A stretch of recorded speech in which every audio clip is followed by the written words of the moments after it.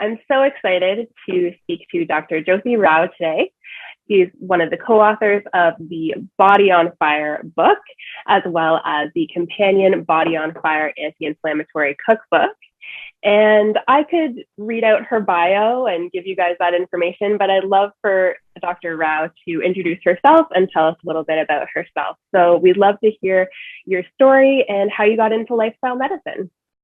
Thank you, Meg, for having me on your show. I would love to tell you guys how I started. I'm an internist for 28 years, and I was, just like most of us, are pretty frustrated at the lack of ability to really heal people. We just kind of learned how to band-aid things with medicines and surgeries and other modalities. So I was very fortunate to find acupuncture early on in my career.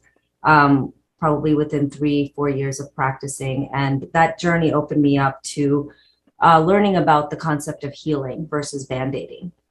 And in that journey, obviously, we learned the power of food and nutrition, which kind of blew me away because we had really zero classes in nutrition. And I think most of my journey is fueled by just finding choices for our patients to, live their best life.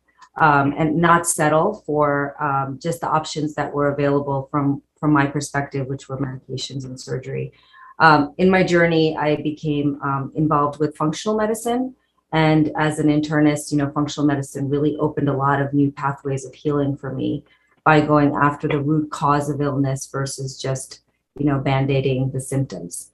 So I have now 2 clinics in Maryland, and I practice and I teach and I write, and I do mission work and things that I really, really love to be able to educate people and hold lectures and things like that so that I can kind of spread the word of how much we actually can do about our health and not settle on like our gene concept of, yes, I was born with this. Yes, I was dealt with this illness, but there's so much more we can do for it.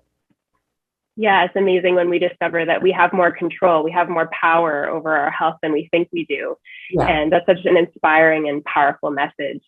And I'm so glad you're here to share it with my audience today. What inspired you and Dr. Agarwal to write Body on Fire and to write the companion cookbook? So both of us were about 15 years ago, we were both sort of frustrated with medicine in the sense of not having too many options. And I think Dr. Agarwal's journey was fueled by her own illness and rheumatoid arthritis, which we write about in the book. But my journey kind of started when a patient brought her husband in with me to the office, and it kind of implored me to educate her. He was about 30 years old, and she had 3 small kids, and he was diagnosed with hypertension. And she said, how do I make food tasty without salt? That was the question asked to me. And I honestly didn't know the answer. I know we always were taught, low salt diet, low fats, but what does that even mean? I had really no idea. So I put together several of my colleagues who are female physicians, and we did a cooking class in my house. And we kind of taught each other the role of spices. All of us came from different backgrounds, and we were trying to teach each other how to make our foods taste better by using, different spices versus things like salt and oil and those kind of concepts. So that began my journey. And then Monica was there at that dinner, and she said, hey, I want to write this book about how to prevent illness, because I'm sick and tired of taking care of people after they have their heart attack. Not sick and tired by like frustrated, but more like I want to help them 10 years before. I want to help them 15 years before, and start their journey to not even have the heart attack, not even having chest pain.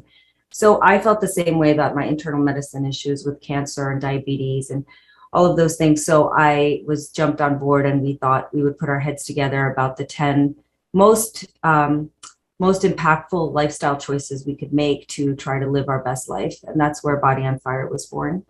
And then as a companion, Body on Fire Cookbook, I don't know if you have it, but the Body on Fire Cookbook is also a companion to that, because after we wrote it, people were saying, well, there's so many options here. I love this book, but I don't know how to start. And I get that a lot from people who are trying to get onto more plants, the same questions, where am I going to get my proteins? And, I don't have any vegetables in my area, things that were kind of pertinent, practical questions we tried to solve with the Body on Fire Cookbook. Yeah, that's great. And I love how you guys have lists in the cookbook about, what can help with sleep and what's anti-inflammatory, and different resources and tips for people. It's really amazing. If we take a little step back and just ask, what is inflammation and how can it negatively impact us? So inflammation is an injury to your body, and it's the immune system kind of crying out for help, basically. So it's our immune cells, which are a lot of it is made in our bone marrow and is in our lymph nodes and in our spleen. These are cells that are fighter cells that kind of take care of the enemy. And there's two main classes. One is like our Th1 system, which is our innate immunity, and one is our antibody system, which is our, fights off other kind of bacteria and infections. And one side deals with bacteria, viruses and bacteria in one way, and cancer cells and things like that. And both of those are kind of, need to be balanced. And sometimes when our immune system gets hit by the stressors that we put on it, 80% of our immune system's in the gut. So that, those are where a lot of our cells are to fight the bad guys, whether that bad guy is smoke, whether the bad guy is a poor soil, nutrients in our soil, or chemicals in our water, or the fact that we sit all day, or the fact that we don't sleep as well and we're walking around stressed out. All of those are stressors to our body, and our immune system reacts to it by creating kind of cytokines and other kind of cells that pull in fighter cells to fight those guys. And sometimes the immune system, if it's chronically on because of the signals that we're sending it, will be apt to think about our own body as the enemy. So that's where autoimmune disease is born. And if we are constantly telling the body, because of our lifestyle choices, that we are under stress, then we start to break down, because we have this autonomic nervous system, which is kind of in charge of the stressors that we have in terms of our non-voluntary part of how we react to things. So if I want to pick up my glasses, that's our voluntary autonomic system, nervous system. And the autonomic nervous system is our reaction to stressors. So when my body sees a lot of stressors, it's going to signal the sympathetic fight or flight response, where my heart rate goes up, adrenaline goes up, my blood pressure goes up, and the key hormone cortisol goes up. And when cortisol goes up, you start to get, it's not bad or good, it gets us out of danger, but if it's chronically on, it starts to react and depress our parasympathetic system, which is our rest and digest. So we have a disconnect between the sympathetic drive and the parasympathetic. And what's in between is what we believe is where all the symptoms and illness is born. So what we want to do is reinforce our parasympathetic system with our lifestyle choices so that the delta between the two isn't so much. And when the delta is so high, you get more inflammation, more symptoms, more illness. But when we work on the rest and digest, we work on the parasympathetic system, we work on that vagal tone by our lifestyle choices like sleep and mind-body connections and our food choices that we're making, and also movement, we start to create more of a charge rate, and inflammation cuts down, but the body's not signaled to react in an adverse way. Because when cortisol is on all the time, cortisol can turn into more sugar into the bloodstream, which can then lead to diabetes. Sympathetic drive can lead to high blood pressure, because our blood pressure goes up and our heart rate goes up, and it stays up sometimes. And so we have arrhythmias and hypertension. And cortisol can also directly affect our immune system adversely, so that it can cause autoimmune disease. It can cause not able to fight the cancer cells, the inability to do the things like fight the infections that we want. So what we are striving for with our knowledge, with what we put in the books, are to really reinforce that parasympathetic system with our tools to help with the rest and digest system. Yeah, that's amazing. It sounds like it's really about finding balance and using those tools and lifestyle factors to really find that balance that our body is always seeking, that homeostasis. Correct. Yeah. And that's one of the reasons, I think, especially during this time with COVID and the war and all this negative energy that's out, our bodies are under more stress than we think. And it's an incredibly wonderful time. I mean, the one silver lining with COVID was that people were thinking about the immune system. And every one of these decisions we make on our lifestyle choices can directly affect our immune system. And that's where the power begins, because we have the power to heal through positive effects, but we also have the power to break down our immune system by the choices we make. And I think that has come out to the forefront in the last couple of years. Yeah, I agree. I think that's really true. I want to talk about all the lifestyle things. I'm very excited about this topic, but when we're talking about food specifically, what are foods that are inflammatory, foods that we might want to avoid or limit? So the processing of foods, first of all, sugar. Sugar is hugely inflammatory, especially cane sugar. Saturated fats can be very inflammatory. Trans fats are very inflammatory. But the processing in the foods are, the labels, when we look at the labels and all those things that are in there to keep the shelf life of the foods higher, those names that we can't pronounce or I can't pronounce, those are things that we don't want in our food. So the concept of whole foods is better than things that have been packaged or boxed or sitting on a shelf. For example, even bread, right? There's some bread that can sit out on your countertop for a month, never mold. And then you have to say, well, why is that? What is in the bread that doesn't make it mold? Those preservatives are not healthy for us. So simply speaking, I have people take out those things first because it can be very overwhelming to change your diet, especially the standard American diet is so full of, so little fiber and so full of these processed foods and high in sugar and high in fats because people don't have time to cook, right? So they are running around from fast food stores. How do people sell food from a restaurant? They got to put this stuff in there so it's tasty, and then it changes all our taste buds. So we think that that's what we need. The amount of salt that's in there is so high. But when we start to develop better habits, I would say, or get rid of those foods and add back. So then when you get rid of that, you have to add something back, right? So then I start with the concept of half your plate with fiber.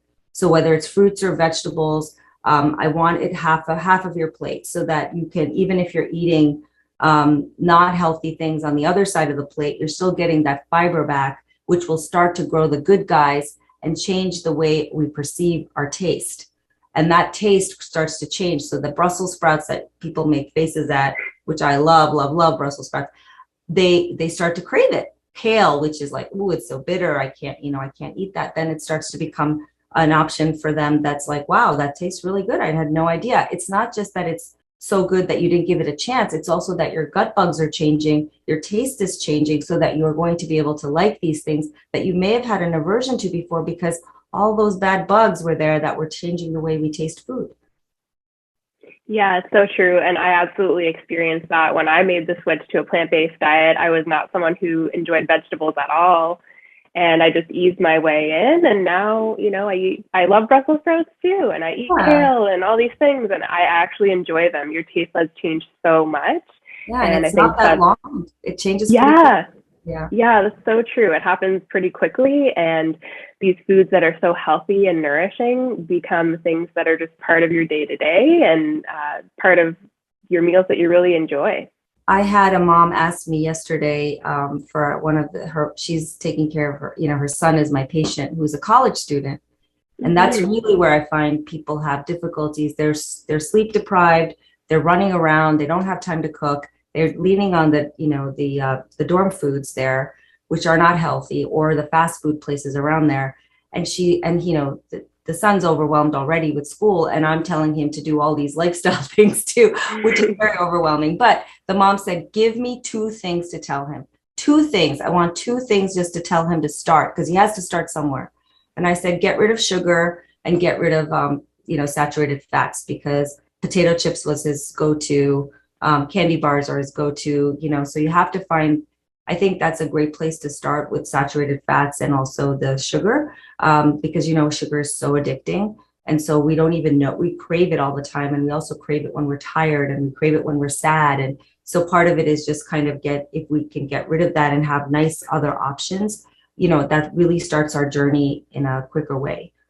Yeah, I think that's a great place to start. And it's nice to, sometimes it can be overwhelming, like, oh, I need to overhaul everything and make all these changes and do a million different things. And if you can just kind of pinpoint, okay, start with this 1 or 2 things, and then you can kind of grow from there and adapt and switch things up. The other place I think is an easy place to start is drink more water.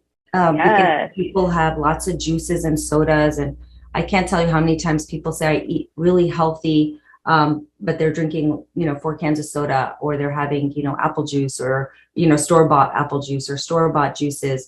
And so, the education of like how bad soda is for you because of the depletion of the nutrients that happens with soda, not to mention the sugar in there.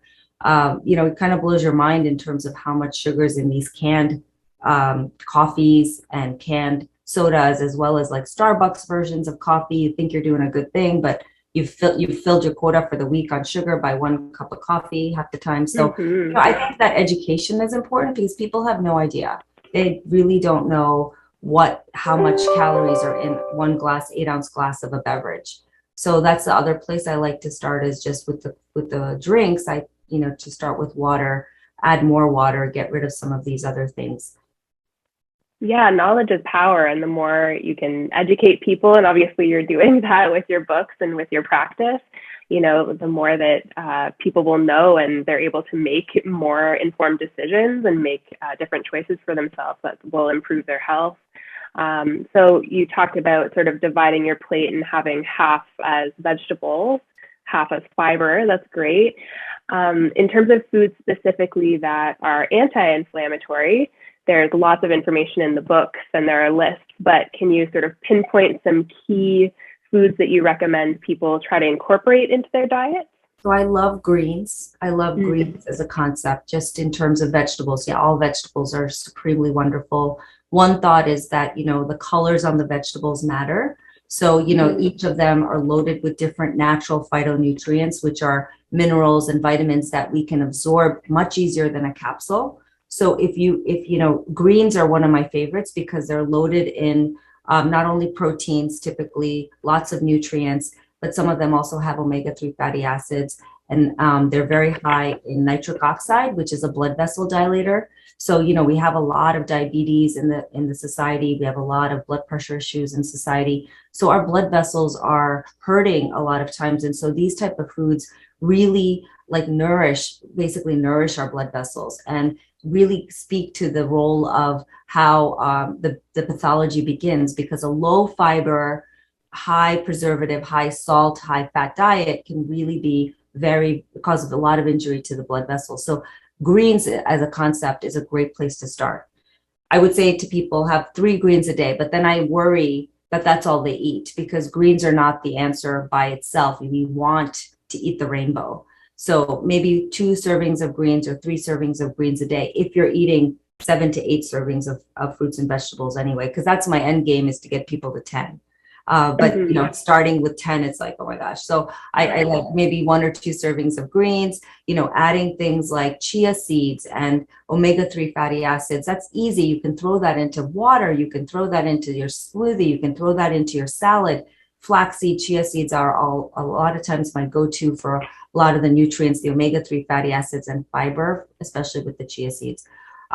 Fruits like berries. I mean, if people have a sweet tooth, berries are really, really high in fiber. They're loaded in antioxidants, and, they're just easy to throw into things. So I kind of start with those kind of concepts, like basically like a smoothie for people who have an aversion to eating fruits and vegetables, because then you can get 4 or 5 servings in an 8-ounce glass, and it can substitute for your orange juice that you're having in the morning. So I did talk a lot about smoothies until my acupuncturist students reminded me that sometimes in our Ayurvedic system and our acupuncture system, our bodies tend to get cold sometimes in terms of like the way our energy is, and with our different doshas when you talk about Ayurvedic medicine. So, smoothies, if you add things like cinnamon to it or you add nutmeg to it, it warms it up.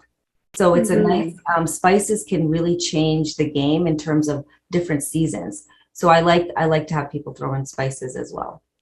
That's amazing. And that actually leads into my next question. I was going to say, what about spices? What spices should we add to our foods? What do you recommend? I've heard, and I'm sure many people have heard about turmeric and ginger being anti-inflammatory, but are there other spices that you recommend specifically, or is it just a matter of using any and all spices that we can? Yeah, no, that's a great question. So I think starting with a few that you're comfortable with is great, but there's over 300,000 plant-based foods that we can eat. And so there's so many spices that we I'm probably still learning about. So I would never put a limit on what spices to use or when, but a couple of my favorites are turmeric.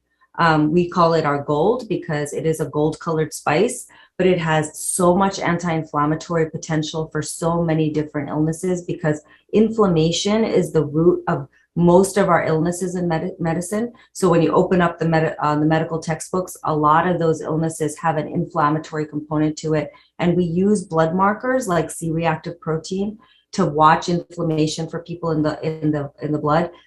It's not a perfect test. I mean, you can absolutely have inflammation, have normal C-reactive protein, but when it's up, I really do recommend things like turmeric. I like turmeric for every day anyway, but turmeric is an anti-inflammatory. It has the potential to work like Motrin or Aleve for pain, pain and inflammation. It has the potential to work for Alzheimer's and memory loss. So, that's a great one to use. And for any inflammation in the body that's related to cardiovascular health. So, and cancers. So, I mean, you crossed off a lot of different categories of illnesses. So turmeric, I have people put it in their food. I always get the complaint that, it turns my countertop orange or it turns my cup orange. I mean, it's just something you kind of have to set aside maybe, but it is so powerful. You can have it in your water. You can put it in your food. You can use it therapeutically about 1 teaspoon a day. It does have some blood thinning potential. So you have to be a little bit careful if you're on a lot of blood thinners, but you can add black pepper to it to increase the absorption. And in fact, some of the supplements that have turmeric in it come in with piperine, which allows for the turmeric to be more effective. So turmeric, number one, I would say is one of my favorites. The second one would probably be ginger. Ginger is a powerful anti-nausea. Ginger is a powerful gut healer in terms of changing the gut microbiome. It's an antibacterial, and it's also a pain reliever. So I love it for those reasons. So those are kind of the two that I start with. Rosemary, black pepper. There's so many. I mean, I'm blanking because I like just, even saffron. Saffron is great for mood issues, for PMS for women, for mood elevation.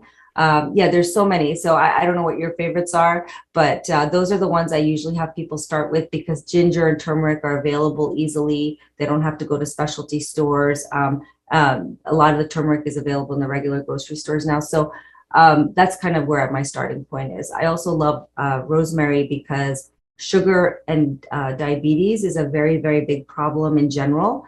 And rosemary actually lowers the ability for things to get damaged with the sugar content. So when you grill things and when you cook things at a high temperature, it actually can cause free radicals, and injure the food and cause some damage. But when you put some rosemary in there, it lowers that potential. So when you're grilling, it's a nice thing to have. It's a nice thing to have when you have cooking at high heat foods at high heat. So that's another one of my favorites. I love that so much because adding spices adds so much flavor and it's so delicious, and then it has all these other benefits. So it's just a win-win. Yeah. And that's actually the question that caused me to kind of go on this journey was how can I make food taste yummy for my husband without putting salt in it? So and that was the first question that we wanted to try to. So I have people just put, a bunch of different spices, the herbs like oregano is fabulous for many of the cooking, when we make pastas and Italian food. So you can use different herbs for different types of cooking. But if you keep them out on your countertop when you're cooking, you just start experimenting with them. It doesn't have to be so rigid that you need a recipe. Sometimes I would just say, just start throw a pinch in there. And that's all you need is a pinch of something because they're packed with nutrients and antioxidants and anti-inflammatory. So probably one of the most powerful foods in all of, in the whole world are found in spices. In fact, cloves are one of the strongest antioxidant foods ever. And cloves, I put in usually some sort of a liquid drink, like tea. But it also has some medicinal purposes for like teeth pain and things like that. And so, there's always like a version of it that when I get calls over the weekend, I have them go into their medicine cabinet, which is their spice cabinet. And I say, just add, try some ginger, try some cloves, try some thimerosal. These different spices are in your cabinet. Just pull them out and try it. That's amazing. Yeah. That's so amazing.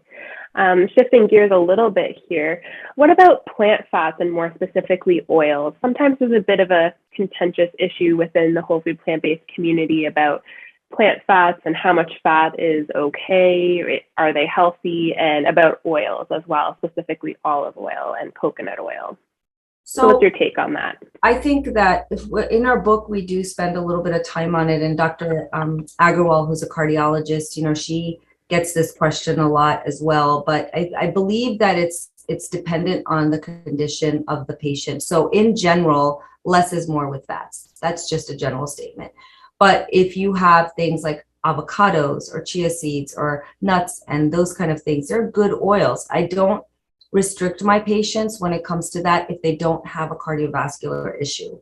When you have a cardiovascular issue, I tend to have them do more on the more restrictive side of it. Maybe 10% or less of fats in their diet. But I think in general, people should be able to use a little bit of oil. I like avocado oil. Coconut oil does have a little bit more saturated fat, has a lot more saturated fat, so I'm not a huge fan of using high amounts of it. The olive oils are also they're pretty good. It's just that it's not that I want people to do shot glasses of olive oil, which I do because they think it's good for you. So the concept is less is more. Olive oil is probably okay. It's in the Mediterranean diet data, and avocado oil is probably okay. I would use less coconut oil, especially for people with cardiovascular issues. I tend to be a little bit more conservative, but for the most population, I think, avocados are good and nuts and seeds are good, and plant oils, we don't want to be too restrictive. That's my opinion, is that we don't want to walk around being, I can't eat that and I can't eat that and I can't eat that, especially if they're coming from whole foods, unless there's an issue that's specific to you. For example, in a subset of people with osteoarthritis, they have a problem with nightshades, which are eggplants and peppers and tomatoes and potatoes. Now, are they bad for everyone? No. And are they bad for everyone with osteoarthritis? No. I don't want to restrict plant-based foods unless there's a good reason for it. So that's kind of where I come from. Yeah, and I appreciate that view and that take that it's quite individual, right? And what works for one person may or may not work for somebody else.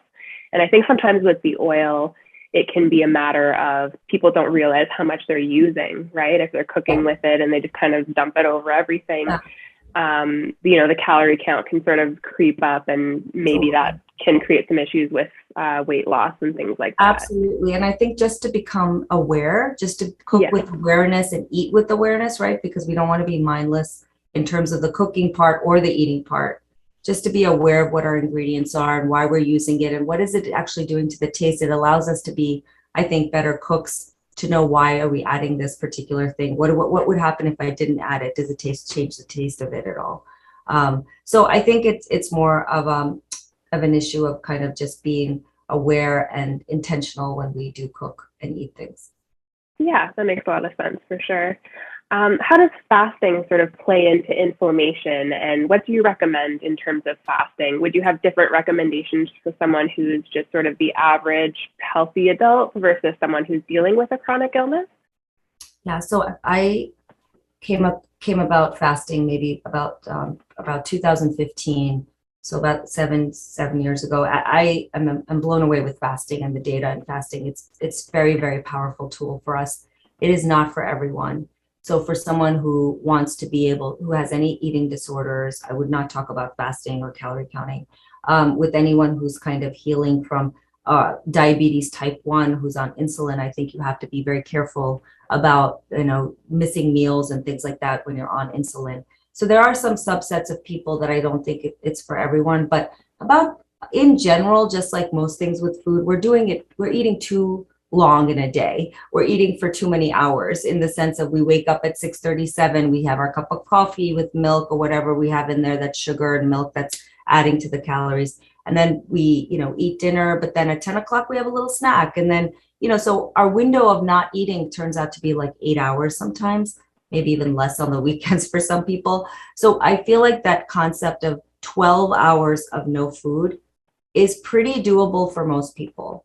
I mean, there is a subset of people you may want to just check with your physicians, but 12 hours is pretty reasonable. And then when you push that to 16 hours, 16.8 is kind of the goal I ask people to get to if they're going to do a fasting for therapeutic purposes, for example, to lower their insulin or to lower their sugar or to change their gut microbiome. So, when I deal with a lot of microbiome changes like dysbiosis or bad bugs, they sometimes feed on the fact that we eat every 2 hours. I used to be someone who promoted that. I would tell people, eat small meals more frequently, have a breakfast because it's the best meal of the day. These concepts have changed with the more research that we have. And so eating less frequently, having about 4 hours between your meals and eating in a 12-hour window to an 8-hour window is what I'm trying to get most of my patients to, because I think it does help our inflammation. It helps our sugar control. It helps our insulin.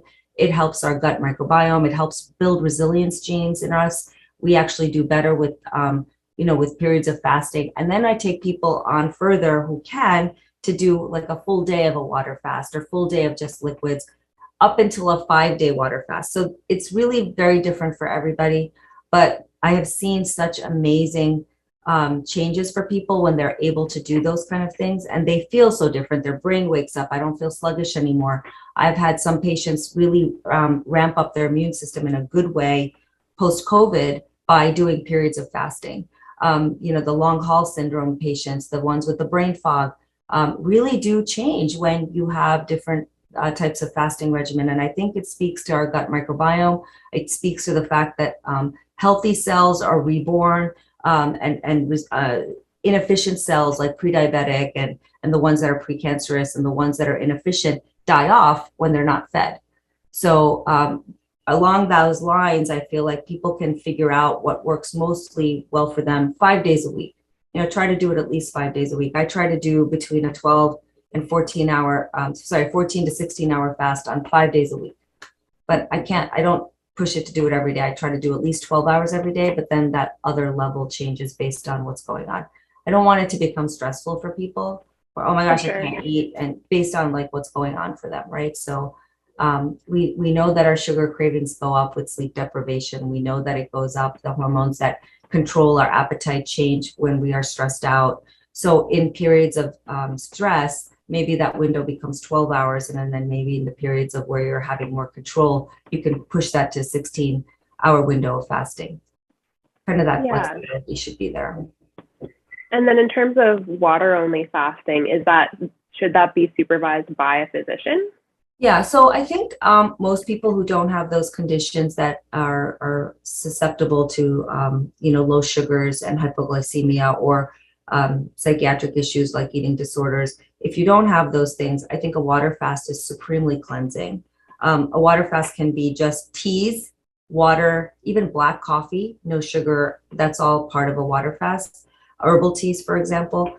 I have tried to do, the concept came about that I learned about with this company called Prolon, which is a fasting mimicking diet that you can purchase, but their data all came from 5 days of water fast and the incredible changes that does to our immune system. We know that there's clinics out there that do 30 days of water fasting, but that, more than 5 days absolutely has to be under the guidance of supervision. I think people who are healthy and have no other medical problems can tolerate up to 5 days. It is very challenging. I can't get myself past 3 days, to be honest, but it can be very, very therapeutic for the immune system, especially when people are trying to do things for things like autoimmune disease or other immune conditions that are problematic. I just have found in my experience and with the research that they have the potential to be very helpful. So again, as tolerated, you have to kind of tread slowly, see what you can tolerate and kind of personalize it to what you want. Yeah, it's really interesting that not eating could have such a massive impact and could change so many factors. Yeah, and I think that goes back to, we've had longevity data for a long time on calorie restriction. So there's a fine line between starvation and fasting. We don't want the fasting to be stressful or to be such a limit where you're not even keeping up with your demands, right? So I think that's the other problem, is that we have to be aware that fasting at all levels, at all times, is not the same And it can turn into a starvation issue if you are, really depriving yourself of nutrients. But that's what I love about plant-based foods. The amount of nutrients we get in one bowl of, say, a kale salad, if you ate something else that was like, a burger, something like that, your body still would be starving for certain nutrients after something like that. When you have plant-based foods, you're going to get so much more of those nutrients up front in a low calorie way, but in one meal.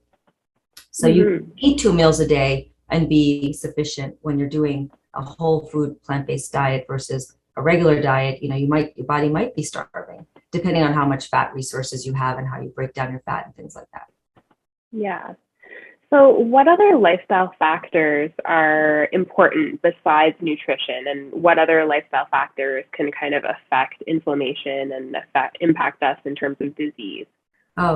Yeah. So this is a really, really good question, because people often stop at the diet part and don't realize that every of the other things that we do in the day. So for example, sleep. This great article just came out, and there's hundreds of articles on sleep and how important it is for us. But even sleeping with your television on or sleeping with a light on in your room can give you poor sleep that can lead to increased cardiometabolic problems. So cardiovascular health can suffer greatly from not sleeping. Simply speaking, we have to go through 4 or 5 cycles of sleep for about 70 minutes to 120 minutes each.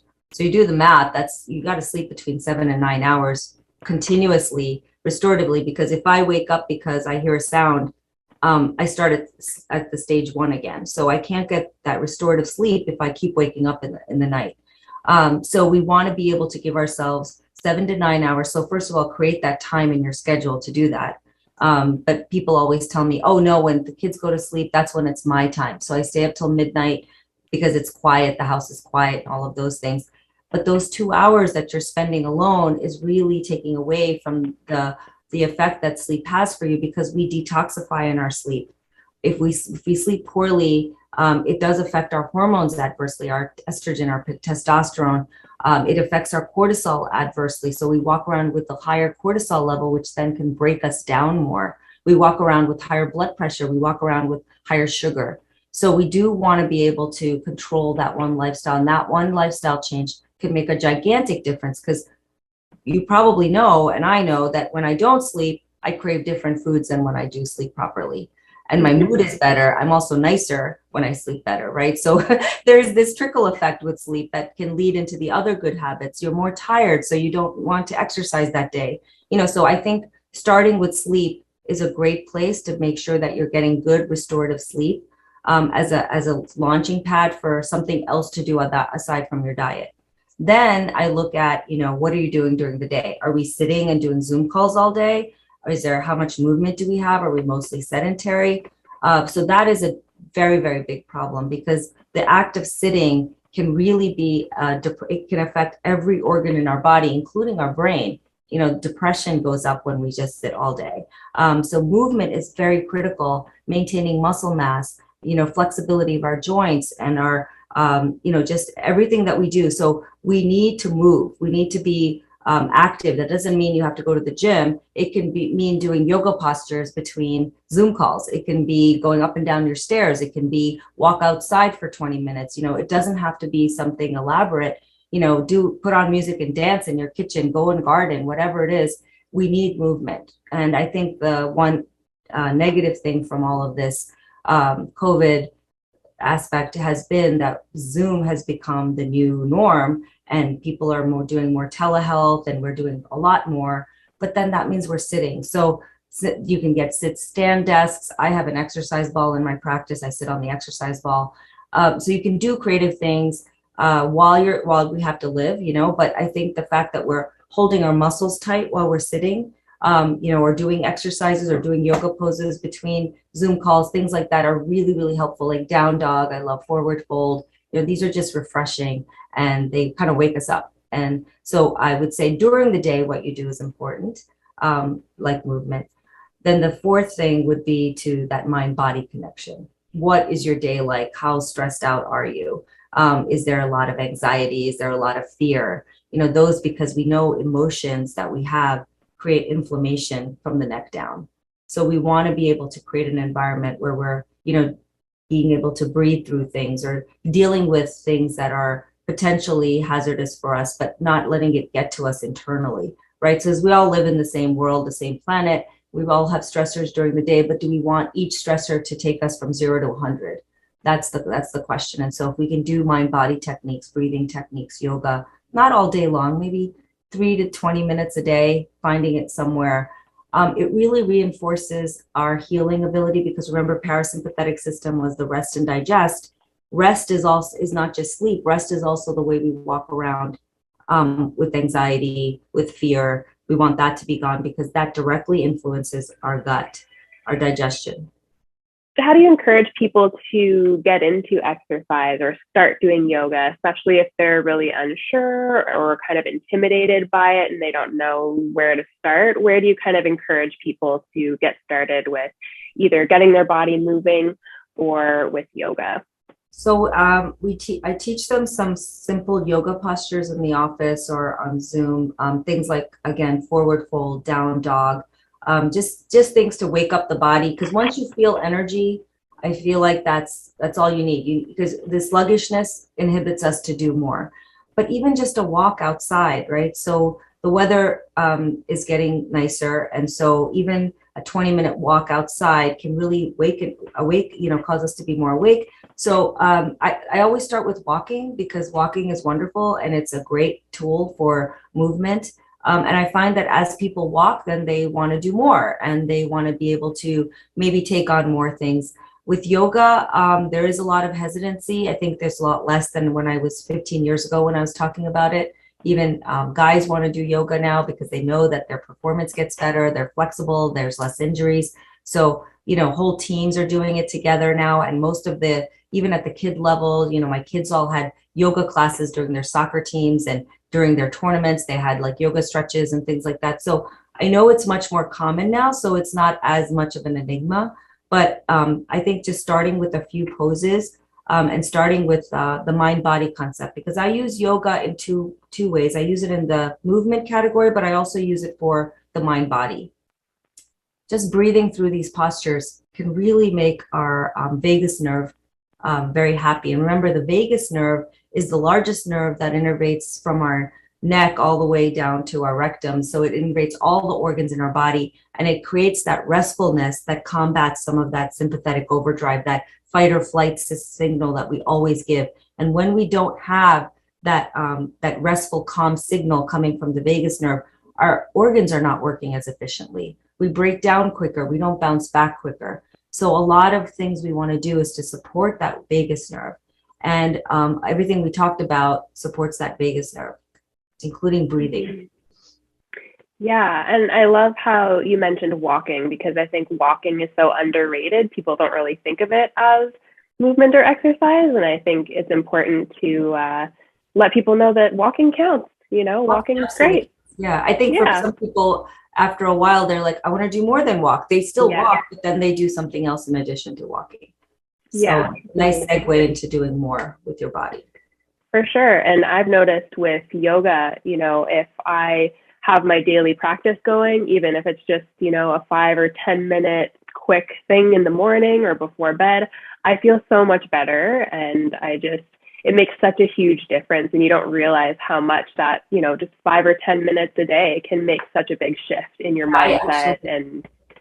I actually felt that today, because I normally try to do 20 minutes. And and today, between, dropping my son off, and I was trying to help my brother move and all this stuff before 10 o'clock, because I had other things to do at 10, I didn't have time for my 20 minutes. So I found a YouTube video for 10-minute morning yoga, and it was fabulous. It was fabulous. I went from feeling sluggish and dragging to energized and like ready to take the day on, which is the most wonderful thing. And you feel like, also you feel like sometimes you have a massage. You just got a massage when you do yoga. So all your muscles relax, and it's a wonderful feeling. The other posture I really enjoy is when you put your feet up on the wall at the end of the day, where you're just laying on the ground with your feet up. It's just so calming and relaxing. Kind of a nice way to end the day, promote the sleep, and just tell your body, hey, it's time to rest. Yeah, that's one of my favorites too. And I think sometimes when people think yoga, they just think final pose, dramatic, big Yeah, postures. And it doesn't have to be that way. It can be relaxing and restful and de-stressing and all those right, things as well. right. Yeah, Yeah. the forward fold I do all the time between patients in my office, just to kind of, clean the slate and start over again. You're just more recharged with just a forward bend. Yeah, it's almost like a little reset. You stand a little taller, you feel a Yeah, little more prepared for the next thing on the to-do right, list. right, right. Yeah, for sure. Um, I really appreciated the chapter in Body on Fire on optimism. I found that really fascinating. And I've read a lot of plant-based books, and there's a lot of information about, what to do and sort of how to do it. But I think that was kind of unique to bring in sort of the optimism and mindset. So can you speak a little bit about the importance of being optimistic and having a positive mindset? Yeah, so I feel like if we lose, that's one of the most important chapters I felt for me in this book, because my personal journey was really to, we've had a lot of stress with sick family members. And in 2017, there was probably 4 or 5 different family members that were with me, that were super, super unwell, that we had months and months of, caregiving for that. And by the end of that year, I was in a space, my headspace, after I lost my dad that year, I was in a headspace where I was just very, very almost bitter and kind of resentful of just life and just not understanding why this is happening. And that negativity that I kept thinking about deterred me from doing all the things that I knew would help me make better choices and age better and be well. And so when you get into that state of, why does this matter? Why am I doing this? There's this depression. I don't know what you want to call it, but it's a negative outlook on life, basically. And I found it, very, very, it hindered so many aspects of my life, my relationships, my ability to do the things that I want to do. My passions changed in terms of what I loved, what I used to love, I didn't love anymore.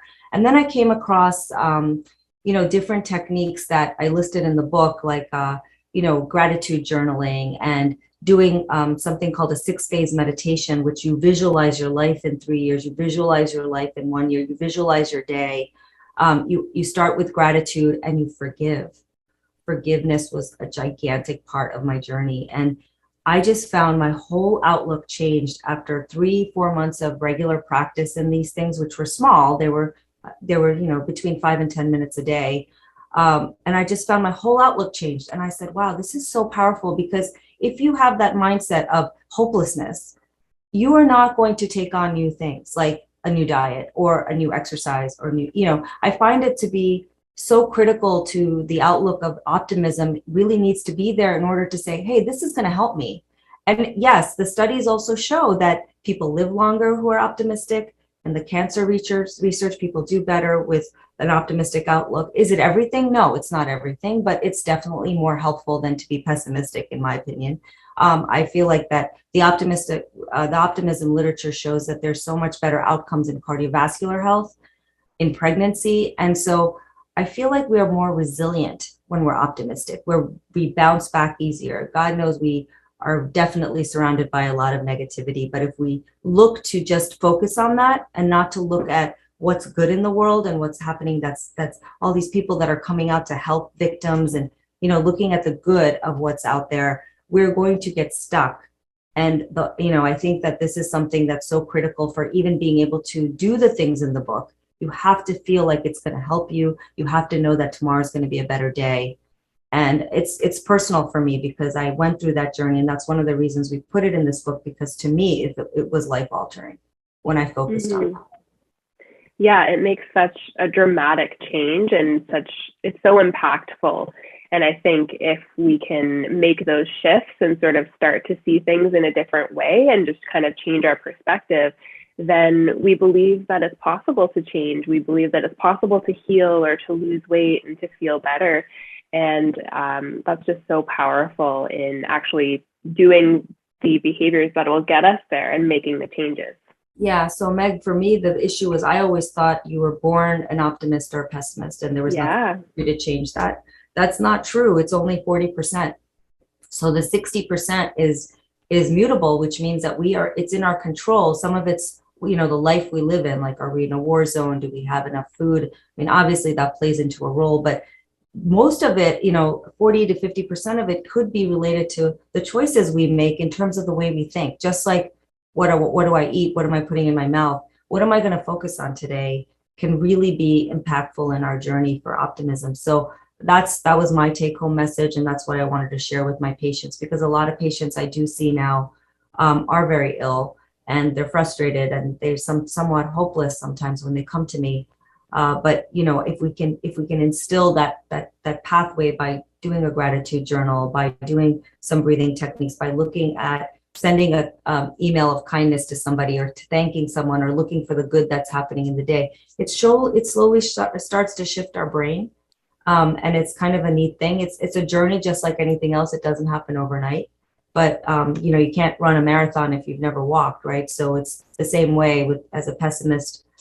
If you have it, to get to be that optimistic person, you have to be able to do the journey, and it takes a few months or longer to get there, but it's possible. And that's kind of what I wanted to tell people. It's totally possible to get there with these small things that you could do. Yeah, I love that so much. But it's just another factor where you have the power and you have the control, right? And even if you're just taking little baby steps along the way, you can make this change, and you can become someone who looks on the brighter side. And, not that you bury your head in the sand, but obviously there's a lot going on in your life and in the world. But at the same time, coming back to gratitude and having that optimism can be so helpful and so powerful. Yes. So that was why we put it in. Yeah, that's amazing. So all of this information is amazing and so inspiring and so powerful.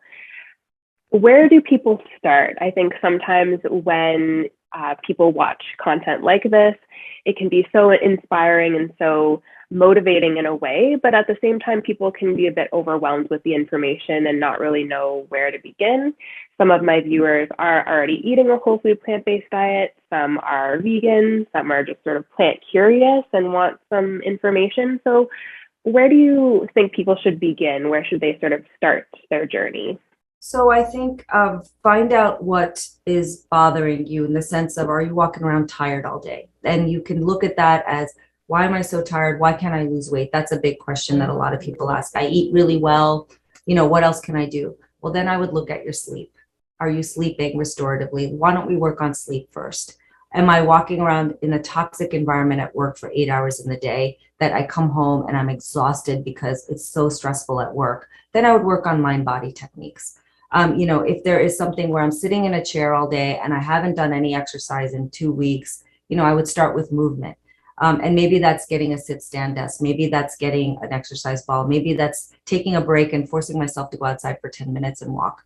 I think you have to be, it has to be personal. And I think that, first of all, the diet is very, very important, right? So if you're not eating plant-based, or if you're not eating whole foods, then maybe start with half your plate of fruits and vegetables a day, salad, something small like that. And, you begin there. Maybe start by taking out sugar, maybe start by taking out the fats, but one small change. But if you can touch on each category and just look at your life that says, I am sleeping fine, I'm eating well, and I'm sleeping well. What's my problem? Why can't I lose weight? Then maybe it's that you're not moving enough. Maybe it's that you're stressed out and your body is just overwhelmed in a toxic environment, and you need to find those mind-body techniques. So I think if people can go to the chapter that speaks to them based on what they've already done and what's left over, it's just kind of options. Maybe the option is, I won't eat for 12 hours. Maybe I'll start by not having, pushing that to 13, 14 hours where I'm not eating. So I feel like that's, that there's a lot of options in the book, and obviously the food's important, and our recipes are created for people who actually don't eat plant-based. They can go to the recipes and they're simple. The ingredients are available at the local grocery store, and you can start with maybe the desserts. You can start with the breakfast. But I hear you. I think that it can be very overwhelming. But I'm hoping that we're giving people enough options with these 2 books that they can start somewhere. Yeah, and it's really great that there are so many different tools, right? And I like how you always sort of speak to that it's individual and everyone's kind of on their own path with this. And it's not that they have to do everything all at once or get it perfectly 100%, you know, of every single lifestyle factor. But it's like if you can pick one thing that really resonates with you, or that's an issue that you can improve, and then, you know, you go to the next thing and the next thing, and before you know it, your whole life has shifted and changed. Yeah, and I think it's also that things will change. You'll get on a good path, and then, you know, something will happen, and it's okay. Forgive yourself. It doesn't have to be perfect all the time. I always find it helpful to do things in groups or have like one person in your family make you accountable because if you are going to start something, it's nice to do it kind of as a community or even with one additional person. For example, a neighbor and you could be like every day at noon, we're going to meet, we're going to go for a walk. If that was what you wanted to start doing, you know, make yourself accountable by tying in a neighbor. Or if you're going to start cooking differently, you know, make your family aware that we're going to eat more vegetables. Why not have the kids pick a vegetable, cook it together, make a salad together, make it a project, make it fun.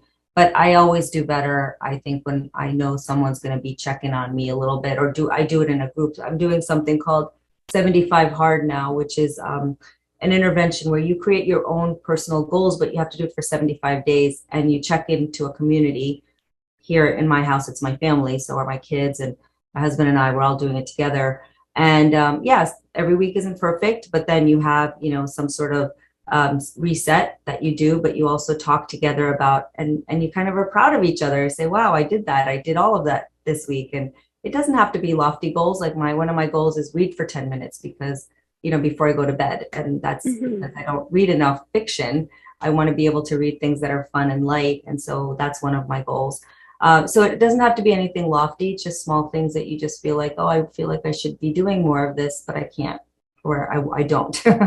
Yeah, that's so great. And I think it's an important point that accountability and support and community can be so incredibly helpful along the way in building new habits and doing something new, trying something new, and making changes to your lifestyle. Yes, absolutely. Yeah. So I wanted to ask you kind of a fun question. Not that all these other questions haven't been fun, but in terms of the cookbook, do you have a favorite recipe from the cookbook or a go-to recipe that you love? I actually really like the tofu recipe that I like the one with the seitan, the sandwiches, and I like the ones with the tofu. I don't know that I have one favorite, but I really enjoy tofu recipes. So the one with the bok choy, I'm trying to see what else that I really enjoyed in there. I mean, it's hard to pick a favorite, to be honest, but I do enjoy tofu and things like tempeh a lot. Yeah, so many of the recipes look so delicious. The photos are beautiful, and I love that the recipes don't have really massive ingredient lists. They seem manageable, right? You look at them and they seem reasonable and fairly simple to put together. I tried the red curry with tofu and bok choy, and it was so good. My whole family loved it. And we tried the cherry sorbet as well, which was delicious. So sweet. So yeah. Well, both Monica and I, you know, we get back home late, 6:30. We don't want it to be a deterrent to cook. You know, we want to be able to make a recipe in 30 minutes, feed our family that's starving.